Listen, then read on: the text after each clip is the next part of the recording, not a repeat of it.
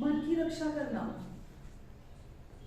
क्योंकि नीति वचन 4 कहता है जीवन वहीं से बहता है। तो आपको अपने मन की रक्षा करनी है। कैसे करेंगे? अपनी आंखों की रक्षा करने के द्वारा, अपने कानों की रक्षा करने के द्वारा, अपने मुंह की रक्षा करने के द्वारा, और जो कुछ दुष्ट आप पर फेंकता है, बीमारी के झूठे सिम्टम्स, आर्थिक किसी प्रकार की प्रॉब्लम, वो विचार देता है आपको, या किसी भी प्रकार के घटी के असफलता के विचार देता है, आपको अपने मन की रक्षा करनी है। आमेन। इस 2023 में आपको क्या करना है? मैंने अपने हस्बैंड को बोला, आज सुबह भी बोला, कल भी बोला, पूरे हफ्ते में मैंने बोला पता नहीं क्यों पर परमेश्वर ना सिर्फ संडे को, अभी इस संडे को मन के विषय में चाहते हैं बोलना, कि मैं मन के विषय में बात करूं, क्योंकि सबसे इंपॉर्टेंट जो है वो मन है। हमारे मन को अगर हमें संभालना आ गया, अगर हमें हमारी सोचों को संभालना आ गया, अगर हमें पता चल गया कि इसको कैसे कंट्रोल करना है, कैसे कंट्रोल किया जाता है मन को?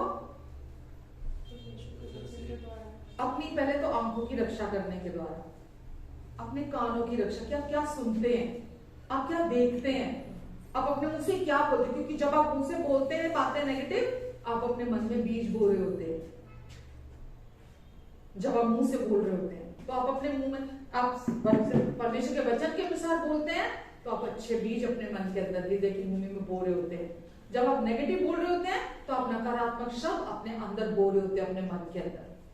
तो सब कुछ किस पर आधारित है आज? हमारे मन पर, कि हम क्या सोच रहे। वचन लिखा, मनुष्य जैसा अपने मन में सोचता है वो वैसा ही है। इस 2023 में बहुत सारे चैलेंजेस आने वाले हैं लाइफ में। मैंने लास्ट संडे भी बोला था, बहुत सारे चैलेंजेस आने वाले हैं, पर इस संसार के लोग जो सच्चाई को नहीं जानते वो उसको सफर कर सकते हैं, लेकिन हम लोग जो परमेश्वर के लोग हैं, आपको और मुझे, हमें कभी घटी नहीं होगी, हमें कभी घटी का मुंह देखना नहीं पड़ेगा। कोई भी हालात, कोई भी परिस्थितियां आ जाएं, बशर्ते हम अपने मन की रक्षा करें। सबसे पहले हम अपने मन की रक्षा करें। वो रिस्पॉन्सिबिलिटी, वो जिम्मेदारी किसकी है? आपकी और मेरी है। आमेन। और जितना आप परमेश्वर के वचन को सुनेंगे, अपने अंदर भरेंगे, तो आपकी 5 सेंसेस जो कि बाहर की चीजों पर विश्वास करती आई हैं अभी तक, ठीक है, हमारी 5 सेंसेस क्या है, किस लिए हैं?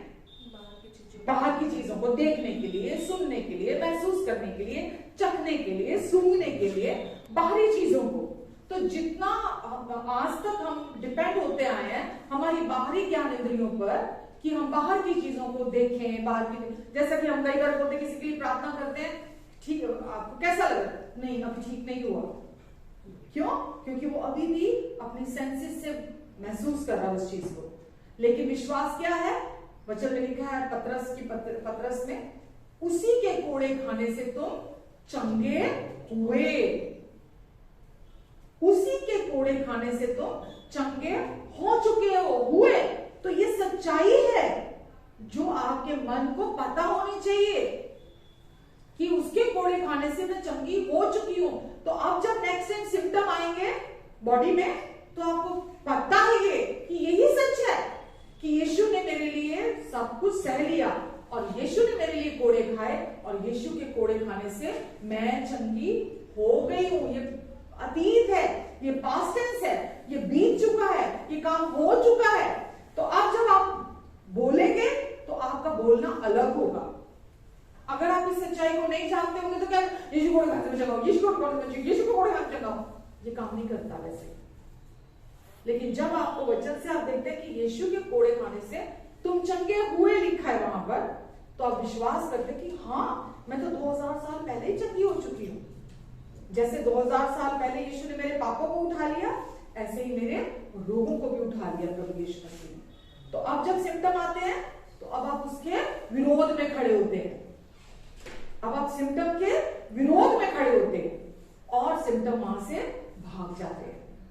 आमीन। तो परमेश्वर के वचन पर हम विश्वास करेंगे इस 2023 में, इंसान के वचन पर नहीं। इंसान के वचन पर विश्वास नहीं करना कि न्यूज क्या कहती है ना, टीवी की न्यूज क्या कह रही है ना, लोगों से के थ्रू जो नेगेटिव न्यूज आती है, नेगेटिव बातें आती हैं, है ना, कान आप अपने वहां देते हैं, जो आप जहां आप अपने कान देंगे आपका शरीर वैसे ही बिहेव करेगा। तो हम इंसान की खबर क्या कहती है हम उस पर विश्वास नहीं करेंगे, हम परमेश्वर का वचन हमारे लिए क्या कहता है हम उस पर विश्वास करेंगे। यीशु ने कहा मनुष्य केवल रोटी ही से नहीं बल्कि परमेश्वर के मुख से निकले हुए हर एक वचन के द्वारा जिंदा रहेगा। मरकुस 4 में लिखा है मनुष्य केवल रोटी ही से नहीं बल्कि परमेश्वर के मुख से निकले हुए वचन से जिंदा रहेगा। तो आज परमेश्वर चाहते हैं कि हम बाहरी चीजों पर निर्भर ना रहें, बाहरी जो कुछ भी हो रहा है हम उस पर अपने कानों को ना लगाएं या हम उस पर डिपेंड ना रहें, हम परमेश्वर के वचन पर भरोसा रखें। आमीन, हालेलुया। यूहन्ना 10:10 क्या कहता है? पहले नीति वचन 4 देख लें, मैंने बार बार बोला तो है पर एक बार देख लेते हैं। नीति वचन 4 का 20 से।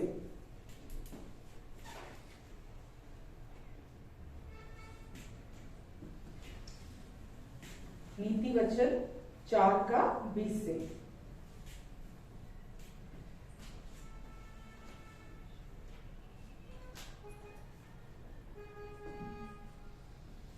हे मेरे पुत्र, किसको बोले परमेश्वर? आपको। हे मेरे पुत्र मेरे वचन ध्यान भर के सुन। दुनिया की न्यूज नहीं, टीवी की न्यूज नहीं, दुनिया में जो खबर उड़ती है वो नहीं, मेरे वचन ध्यान भर के सुन और अपने कान मेरी बातों पर। तो पहला क्या था? मेरे वचन ध्यान भर के, यानी कि पूरा मन जो है मेरे वचन पर लगा और अपने कान मेरी बातों पर लगा। तो आपको कहां लगाने कान? सिर्फ परमेश्वर का वचन आपके लिए क्या कहता है, नई वाचा का वचन आपके लिए क्या कहता है। इनको अपनी आंखों की ओट ना होने दे। कहां से? अब ये भी क्या है? आंखों में भी परमेश्वर का वचन होना चाहिए हर समय। आपको अपने चाहे घर के फ्रिज में, चाहे बाथरूम में, चाहे घर के दीवारों पर, किधर भी वचन लगाना पड़े अपने लिए, जो भी आपको वचन आपको परमेश्वर देते हैं आप अपने दीवारों पर लगाओ, ठीक है? कहीं पर भी रखो, उसको अपने सामने रखो। यानी कि वैसे तो वचन यहाँ कह रहा है मेडिटेट करो, तुम्हारे मन में हर समय तुम्हारे सामने रहना चाहिए। यहाँ आंखों के सामने लिखने का क्या मतलब है? अब जो आपके अंदर आत्मिक आंखें हैं वो खुल चुकी हैं, जो 6 सेंस खुल चुकी है अब आपकी, परमेश्वर का वचन हर समय तुम्हारी आंखों के सामने रहे। जैसे परमेश्वर का वचन कहते तू मत डर क्योंकि मैं तेरे साथ हूं, इधर उधर मत भाग क्योंकि मैं तेरा परमेश्वर हूं, मैं तेरी मदद करूंगा, मैं तुझे मजबूत करूंगा और अपने धर्म में दाहिने हाथों से मैं तुझे थाम कर रखूंगा। आमीन। तो इस वचन को अपने अंदर पकड़ कर रखो। आपकी आत्मिक आंखें खुल चुकी हैं।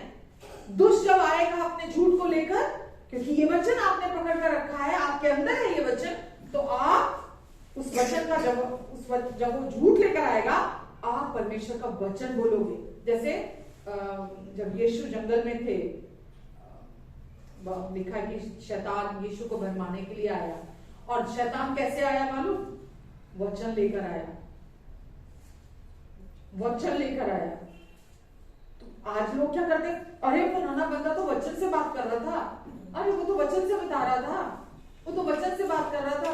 आपको पता होना चाहिए कि नई वाचा का वचन क्या कहता है। और यीशु ने आगे से जवाब उसको कैसे दिया? वचन के द्वारा दिया। अगर आपके भी मन में वचन भरा होगा, आंखों में वचन भरा होगा, मुंह में वचन भरा होगा, तो आप भी जब दुष्ट आपको भरमाने के लिए आएगा आप उसका जवाब मुंह से वचन बोलकर दोगे, क्योंकि वही आपके अंदर भरा हुआ है। आगे क्या लिखा है? उनको अपनी आंखों की ओट ना होने दे, वरन अपने मन में धारण कर। परमेश्वर के वचन को अपने मन में धारण कर। जब भी आंधी की तरह चिंता के विचार आए तो वचन अंदर से बोलना चाहिए, किसी भी बात की चिंता ना कर, किसी भी बात की चिंता ना कर, क्योंकि मुझे तेरा ध्यान है। तू किसी भी बात की चिंता ना कर, क्योंकि मुझे तेरा ध्यान है। दे देना चलो दे दो। किसी भी बात की चिंता ना कर, क्योंकि मुझे तेरा ध्यान है। आगे क्या लिखा है? जो अपने अंदर वचन भरकर रखते हैं, ठीक है, अपनी सारी सेंसेस को वचन की तरफ मोड़ के रखते हैं, वचन से भरकर रखते हैं। लिखा है क्योंकि जिनको वो प्राप्त होती हैं वे उनके जीवित रहने का और उनके सारे शरीर के, कितने शरीर के, यानी कि सिर के टापू से लेकर पैर के तलवों तक उनके सारे शरीर के चंगा रहने का कारण होती हैं। अगर आप अपने मन को दुष्ट को कब्जा करने के लिए दे देंगे, नेगेटिव थॉट्स, पास्ट के थॉट्स, जो बीते हुए कल की बातें हैं, वो हर समय आपको ला के देता रहेगा, परोसता रहेगा और आप बीती बातों पर अपने मन को लगाकर रखेंगे। आप उसके जो भी नकारात्मक बातें हैं, डर की बातें हैं, जो भी वो आपके पास लेकर आता है, जब आप उससे भरकर रखेंगे तो इसका उल्टा क्या हो गया? क्योंकि जिनको वो नकारात्मक बातें प्राप्त होती हैं वो उनके जीवित रहने का नहीं, इसका उल्टा क्या हो गया? मृत्यु का, और उनके सारे शरीर के बीमार होने का कारण बनती है। और हम किसको दोष देते हैं? किसको दोष देते हैं? एक ही बचता है दोष देने के लिए, परमेश्वर। समझ में नहीं आती ये क्यों हो रहा है, फलाने के साथ भी हो गया, उसके साथ भी हो गया, ऐसे हो रहा है, उसके साथ ऐसा हो रहा है, चर्च में उसके साथ भी हुआ, उसके साथ भी हुआ, ऐसा पता नहीं क्यों हो रहा है, समझ में नहीं आ रहा ऐसा क्यों हो रहा है। क्योंकि अगर कोई व्यक्ति अपने मन की रक्षा नहीं करेगा, मैं अगर बाहर से धर्मी दिखाऊंगी कि मैं बाहर से hallelujah, praise the Lord, hallelujah, हाँ, हम सब बड़ा अच्छा एक्टिंग कर सकते हैं। दुष्ट नहीं करता इन बातों से, दुष्ट को कुछ लेना देना नहीं इन चीजों से। परमेश्वर क्या चाहते हैं? हम अपने आप को लोडेड रखें, भरा हुआ रखें। समझ पा रहे हैं आप? हर समय हमारे मन में हम टाइम नहीं मिलता। परमेश्वर तो आप सारी जिंदगी प्रार्थना ना करो, एक बार अगर आपका उद्धार हो गया, आप प्रार्थना ना करो, वचन ना पढ़ो, परमेश्वर आपको तभी भी प्यार करते हैं। परमेश्वर संसार में जो लोग रह रहे हैं ना, परमेश्वर उनको भी प्यार करते हैं जो अभी तक नहीं जानते हैं यीशु को। लिखा है परमेश्वर ने जगत से इतना प्यार किया कि अपना इकलौता बेटा दे दिया।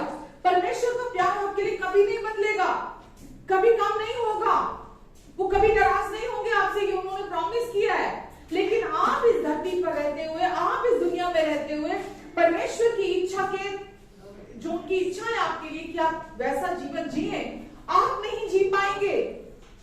आप शारीरिक रीति से ब्लेस नहीं होंगे, टोटल हीलिंग में नहीं चलेंगे, आप आर्थिक रीति से साउंड नहीं होंगे, आप अपने मन से स्ट्रांग नहीं होंगे, आप परमेश्वर की पावर में नहीं चलेंगे, आप एक कमजोर व्यक्ति बनकर जिएंगे।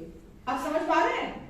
लेकिन वचन कहता है कि जो व्यक्ति परमेश्वर के वचन की ओर अपने कान लगाकर रखता है, अपनी आंखें लगाकर रखता है, अपने मन का ध्यान लगाकर रखता है, दिन रात उसी के बारे में मनन करता है, और तो वो व्यक्ति कैसा होता है?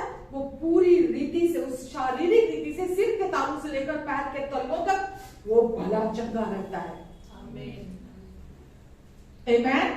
आप वचन का आदर करेंगे जब वचन को अपने अंदर, जब वचन अपना काम पूरा करेगा। हालेलुया। परमेश्वर की ओर से कमी नहीं है, यीशु ने सब काम क्रूस पर पूरा कर दिया है। परमेश्वर अभी कुछ नहीं करेंगे, परमेश्वर अपने वचन के बाहर कुछ नहीं करते। आपने सोचिए, अगर आपके पास खेत है, आपने बीज नहीं बोया और 6 महीने आपने खूब सुस्ती मारी, जब दुनिया बीज बो रही थी आप घर में सो रहे थे, जब दुनिया बीज बो रही थी, उसकी रक्षा कर रही थी, बीज की पानी दे रही थी, उसकी सेवा कर रही थी, है ना, और जब फसल का समय आया आप भी फटाफट सवेरे उठे, तैयार हुए, आपने बीज नहीं बोया था, और आप हंसिया लेकर खेत में पहुंच गए दूसरों के साथ। दूसरों के खेत में तो लहलहाती फसल दिखाई दे रही है, और आपके खेत में आप फसल नहीं देख रहे हैं। तो इसमें आप किसको दोषी ठहरा सकते हैं? अगर आपने बीज बोया होता तो फसल निश्चय ही आती। अगर आपने बीज नहीं बोया तो आप खाली हाथ लौट कर आते हैं।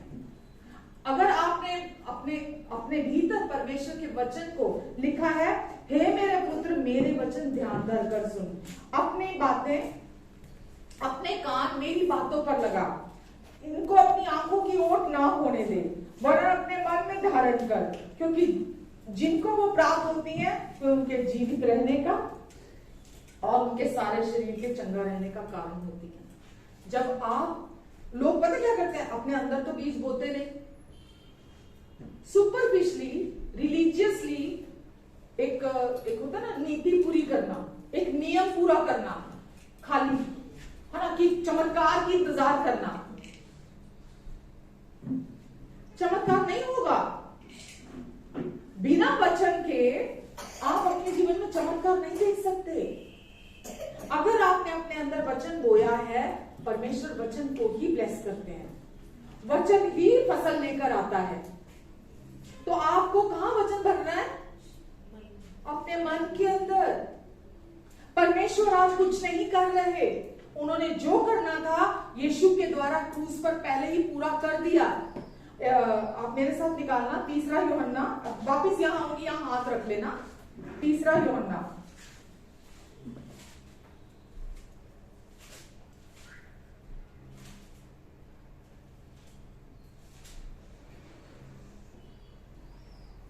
तीसरा यूहन्ना, उसमें चैप्टर सिर्फ एक ही है, अध्याय एक ही है। तो उसकी दूसरी आयत में लिखा है, हे प्रिय मेरी ये प्रार्थना है कि जैसे तू आत्मिक उन्नति कर रहा है, जैसे तू आत्मिक उन्नति कर रहा है, वैसे ही तू सब बातों में उन्नति करे और भला चलता रहे। तो पहले नंबर पर क्या आया? आत्मिक उन्नति। जब कोई व्यक्ति परमेश्वर के वचन को अपने अंदर स्थान देता है, अपने अंदर भरता है, तो वो क्या करता है? क्या होता है? उसकी आत्मिक उन्नति होती है। चर्च आ जाने से और खाली चले जाने से आप परमेश्वर का बेस्ट नहीं प्राप्त कर सकते। अगर आपको परमेश्वर का सर्वोत्तम चाहिए, परमेश्वर का सर्वोत्तम जो अभी तो वो देखा ही नहीं आपने, अगर आपको परमेश्वर का सर्वोत्तम चाहिए तो आपको सबसे पहले परमेश्वर के वचन को अपने मन की भूमि में स्थान देना होगा। उसको अपने मन की भूमि में आप डालेंगे। जब आप उसको अपने मन की भूमि में डालेंगे तो आप अनदेखी चीजों को पहले ही देखने लगेंगे। जो कि मैंने बोला एक आत्मिक संसार है बाहर और हमारे अंदर भी है। आने वाली चीजों को आप पहले ही देखने लगेंगे। मेरे साथ ऐसा बहुत होता है कि मैं आने वाली चीजों को, मैं घर में बात करती हूँ, मैं बताती हूँ, मैं आने वाली चीजों को पहले ही कई बार देखने लगती हूँ। ये कोई ज्योतिष विद्या नहीं है कि कोई मेरे पास आ जाए कि सिस्टर जरा बताना मेरा कल कैसा है, मेरा अगला हफ्ता कैसा है। ये ज्योतिष विद्या नहीं है, तंत्र मंत्र विद्या नहीं है। ये परमेश्वर ही जानते हैं कि वो आने वाली चीजों को आपको आपके अंदर दिखाने लगते हैं। हालेलुया। तो आप परमेश्वर से ग्रहण करते हैं वो आने वाली, जब आपके अंदर वो विश्वास जो 6th सेंस है वो आप इस्तेमाल करना शुरू करते हैं, जो छठी ज्ञान इंद्रिय है। अगर हम उस ज्ञान इंद्रिय को, जो छठी आपको परमेश्वर ने मुझे और आपको दी है, हमारी आत्मिक आंखों की, अगर हम उसको इस्तेमाल नहीं करते हैं, हमारा जीवन नहीं बदलता। समझ आ रहा है आपको? तो वो परमेश्वर ने हमारे अंदर दे दिए छठी सेंस, 6th सेंस, छठी ज्ञान इंद्री। दुनिया वालों के पास 5 हैं, हमारे पास 6 हैं। दुनिया वालों के पास 5 कौन कौन सी हैं? देखना, सूंघना, चखना, सुनना और महसूस करना। पर हमारे पास छठी भी है, हमारे अंदर की आंखें खोल दी हैं परमेश्वर ने अपना विश्वास का आत्मा देकर। और जब हम परमेश्वर के वचन को अपने अंदर लेकर जाते हैं तो वो विश्वास का जो आत्मा हमारे अंदर है वो काम करने लगता है और वो अनदेखे को देखने लगते हैं हम। आमेन। आत्मिक चीजों को हम देखने लगते हैं, क्योंकि अब हम शारीरिक व्यक्ति नहीं, अब हम कौन है? आत्मिक व्यक्ति हैं, और इसीलिए हम आत्मिक रीति से चलते हैं। तो जब आप अंदर विश्वास को आत्मिक उन्नति करेंगे तो वचन कहता है सब बातों में उन्नति करेंगे आप। तीसरा यूहन्ना कहता है कितनी बातों में? तो आपको दूसरों को नहीं देखना, इसका जीवन कैसा है, उसका जीवन कैसा है, इसका कैसा है, बस उसका कैसा है, वो क्या कर रहा है, वो क्या कर रहा है, वो क्या कर रहा है। बंद करना है ये 2023 में। हमें किसी की तरफ नहीं देखना, कौन अच्छा चल रहा है, कौन अच्छा नहीं चल रहा, कौन क्या कर रहा है, कौन क्या नहीं कर रहा। हमको अपने जीवन को सही करना है। कौन विश्वास में चल रहा है, कौन विश्वास में नहीं चल रहा, उससे आपको कोई लड्डू नहीं मिलने वाले। कौन सीधा चल रहा है, कौन उल्टा चल रहा है, नहीं सोचना किसी भी चीज के बारे में। आपको फोकस किस बात पर करना है कि मुझे अपने मन में परमेश्वर के वचन को भरना है, मुझे जैसा परमेश्वर सिखा रहे, क्योंकि इसी के द्वारा मैं हर बात में उन्नति करूंगा और मेरा पूरा शरीर भला चंगा रहेगा। आमीन।